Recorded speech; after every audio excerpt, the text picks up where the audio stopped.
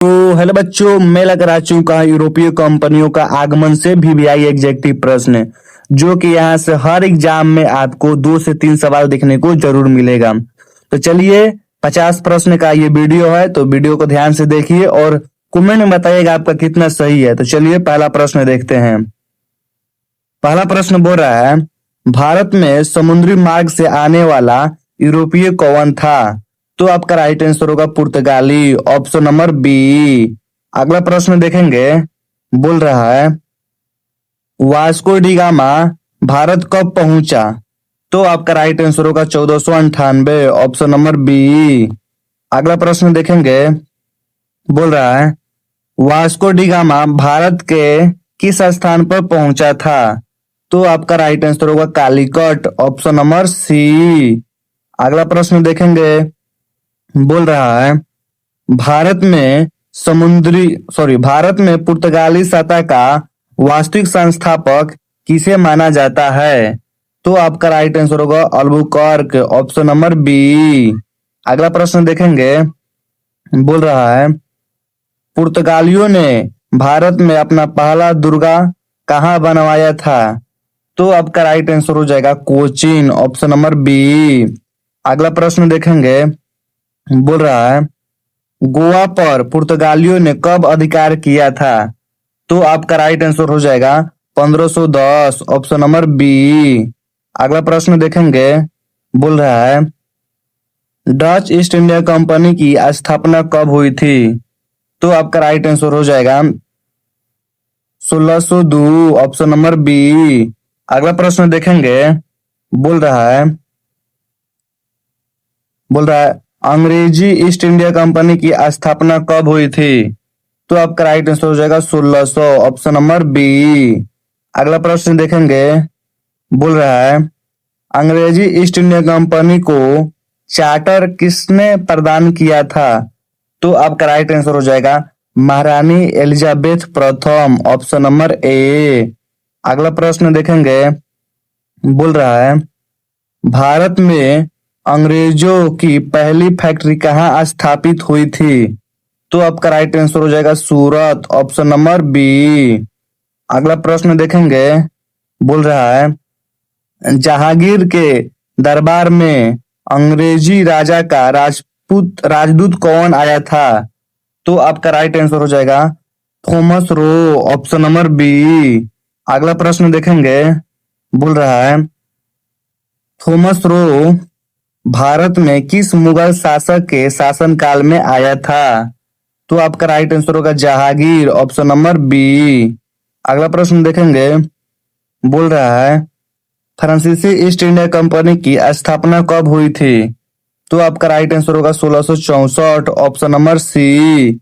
अगला प्रश्न देखेंगे, बोल रहा है, भारत में फ्रांसीसियों का प्रमुख केंद्र कौन सा था?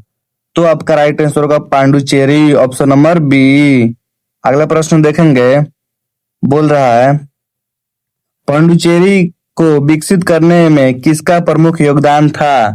तो आपका राइट आंसर होगा फ्रांसीसी मार्टिन, ऑप्शन नंबर बी।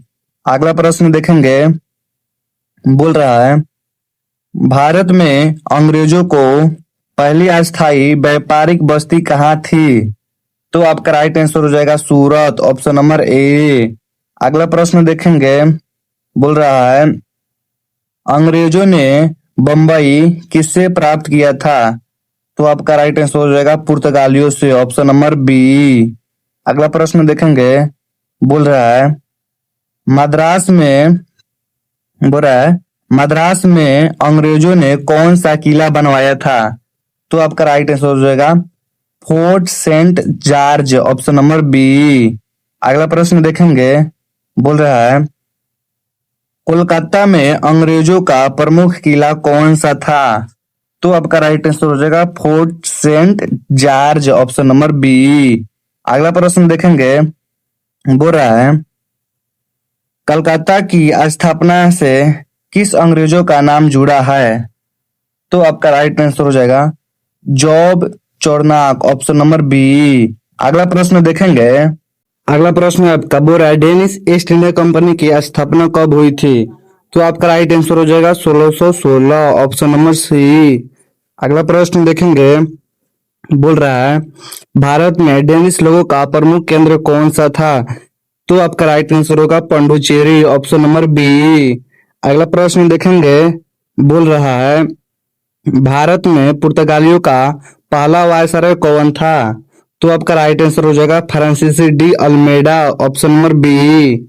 अगला प्रश्न देखेंगे, बोल रहा है नीले पानी की नीति किससे संबंधित था?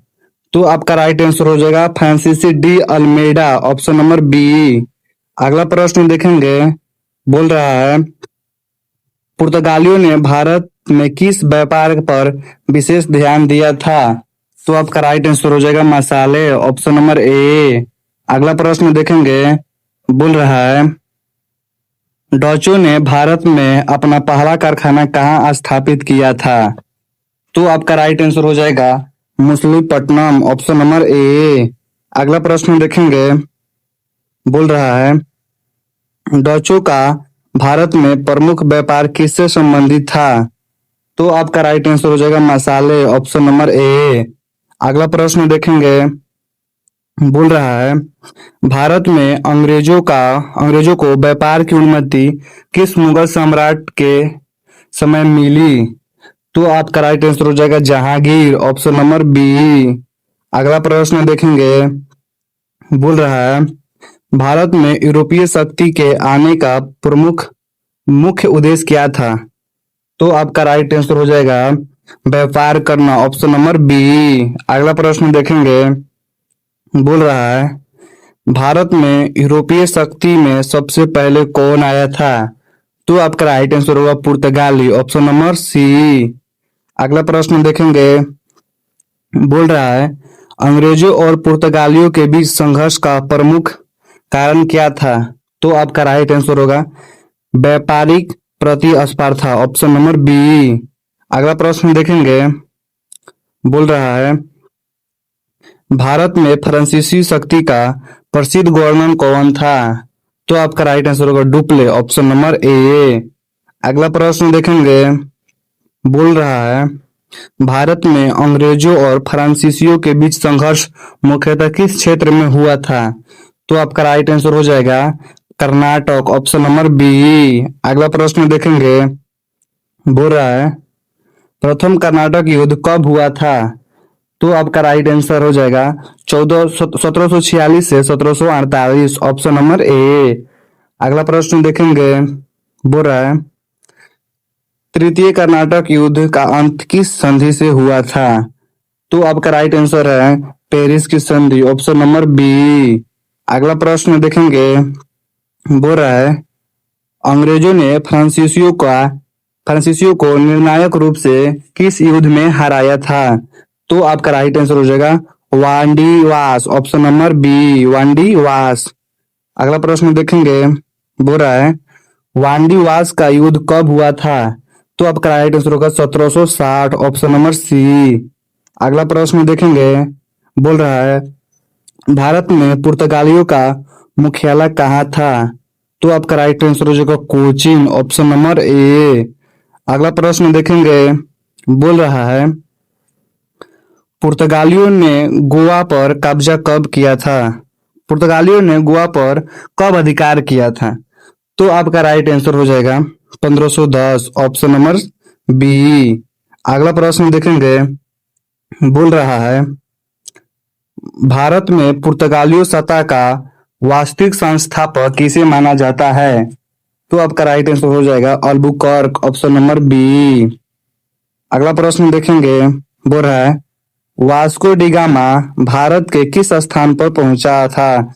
तो आपका राइट आंसर हो जाएगा कालीकट, ऑप्शन नंबर बी।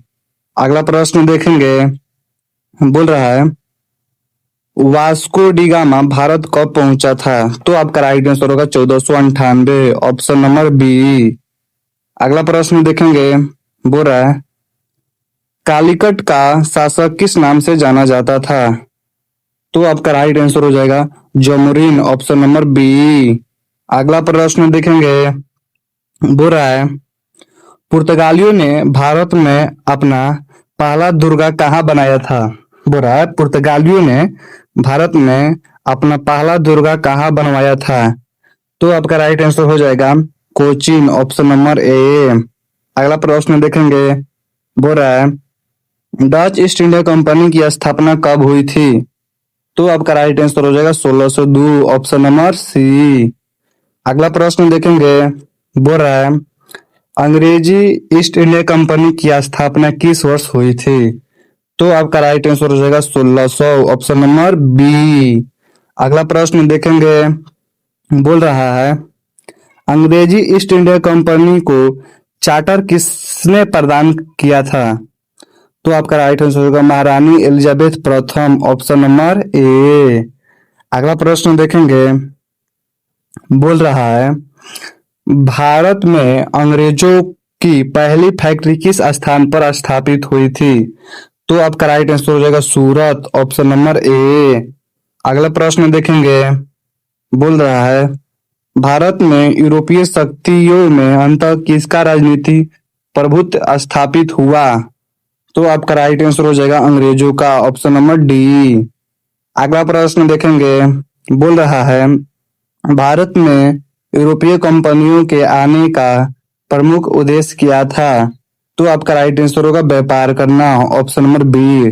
तो चलिए 50 प्रश्न समाप्त हुआ आपका। कमेंट बताइए आपका कितना सही हुआ, और ठीक से एक बार और वीडियो देख लीजिए और अच्छे से तैयारी कर लीजिए। जय हिंद।